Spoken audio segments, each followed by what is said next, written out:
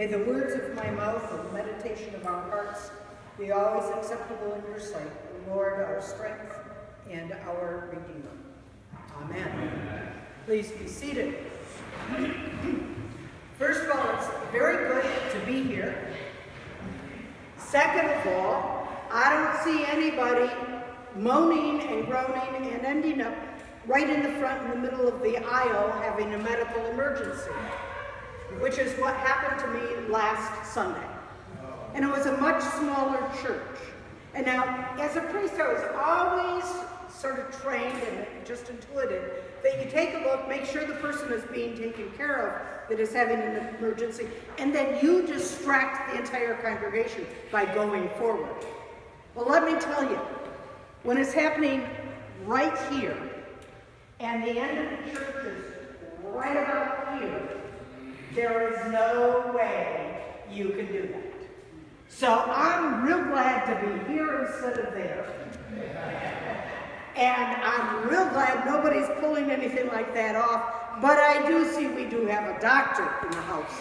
So if that happened, you'd be in immediately good hands.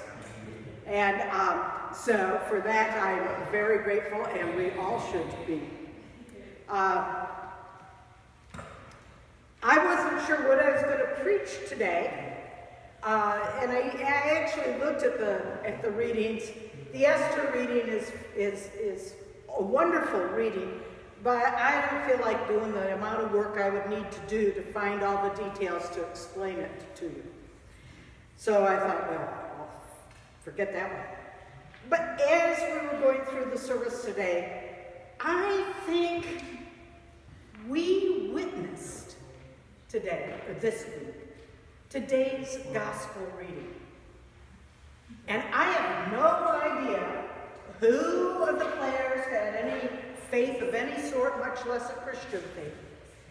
But I believe we saw in real life what Jesus was talking about.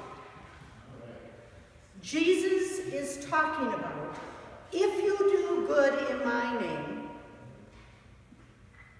you cannot for long fail to follow me. And my Father's good will come about. We saw an incredible, but also very ordinary citizen of the United States stand before a group of the most powerful people in the world and tell her truth. Quietly, seriously, with a minimum of emotion and a maximum of reflection and desire to be clear and not exaggerate. An ordinary person called into an extraordinary situation. And she said yes to that situation, in spite of the supreme cost to her. Then we saw one of the most powerful people in the world rant and rage and have a fit and go through all kinds of emotions because someone dared doubt him. He was of the powerful class. He was male, he was white, he was college educated, he is a judge. How dare anyone doubt him?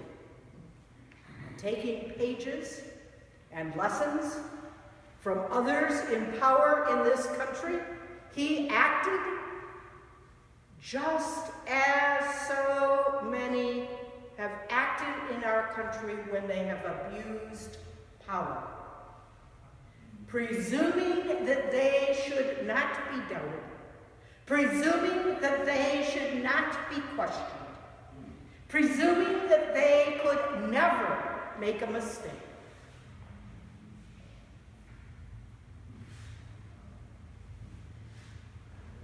We live in a country where still there are those who do not understand that the least among us are equal to the most powerful among us.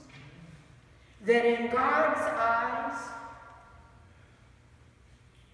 education, money, position do not make one person above another. That in God's eyes, all are equal. Now, that alone would be a good example of what Jesus was talking about in today's gospel. But then a second extraordinary action took place. One which I have to say I had to see in replays because I had given up and was driving down from Charlevoix down here. But two young women, utterly, completely, and totally unknown to anybody, confronted a United States senator. And he, A, listened, although not always comfortably. B, when they said, look at us when we're speaking, he actually kept trying to look up and see the person that was confronting him.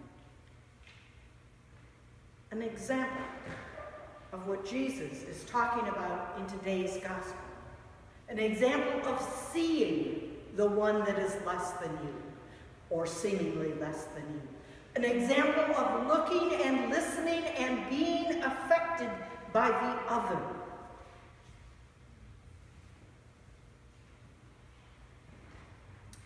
Another example of the living out of today's gospel. But that wasn't all. That senator moved to his place, sat down,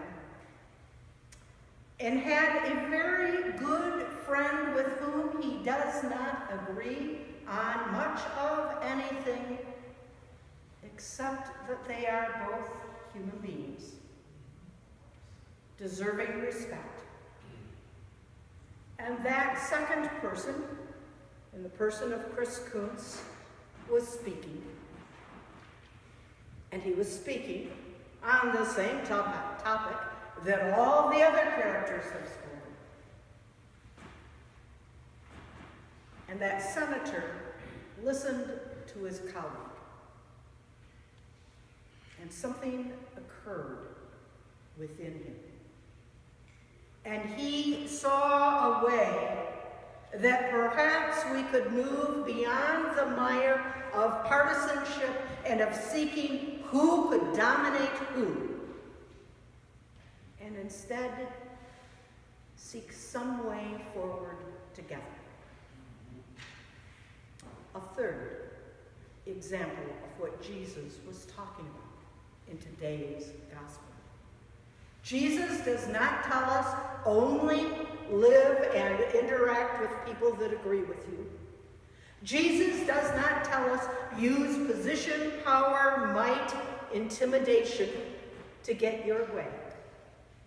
Jesus does not tell us there will be no cost to you of standing up for truth, of claiming your right to be an equal among humankind.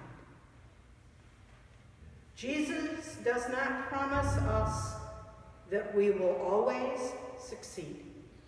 Jesus does not promise us that we will always be listened to or heard. Jesus does not promise that always when we are listened to and heard, we will get our way. But Jesus does promise that when we see in the other a human being also of God's making, deserving of respect, deserving to be listened to, deserving to be taken seriously, and miracles will occur. We don't know how the story will end up, but I do know that white rage and privilege was confronted in a way that will hopefully set an example for us as we walk forward as a nation.